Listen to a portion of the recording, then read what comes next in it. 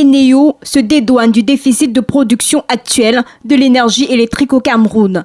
Dans un courrier adressé au ministre de l'Eau et de l'Énergie, en réponse à celui du 9 février dernier, portant sur la mise à contribution des capacités totales des centrales thermiques pour atténuer la profondeur des délestages observés dans le réseau interconnecté Sud, l'entreprise en charge de la distribution d'électricité au Cameroun précise que la mobilisation des centrales thermiques ne permet pas de résorber entièrement le déficit constaté. Il est plutôt nécessaire d'assurer une maintenance en continu de ces centrales pour éviter les casses et les indisponibilités de ces installations.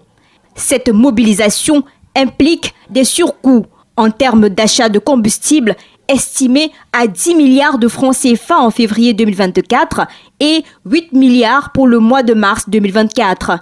Eneo sollicite, dans ce cas, le concours financier de l'État afin de faire face à ces surcoûts compte tenu de la situation financière actuelle de l'entreprise. Eneo dit ne pas être en mesure de supporter cette charge financière toute seule. Le courrier nous informe également que le problème se trouve dans le décalage avec le planning de production annuel adopté en fin d'année 2023 sous l'égide de l'ARCEL et en concertation avec la Sonatrel, conformément aux dispositions du Code du marché de l'électricité. La situation de l'équilibre offre et demande dans le réseau interconnecté Sud est fortement perturbée en ce moment compte tenu d'une part de la période d'étiage d'une thème et d'autre part du retard dans la mise en service des premiers groupes de la centrale hydroélectrique de Nachtigal.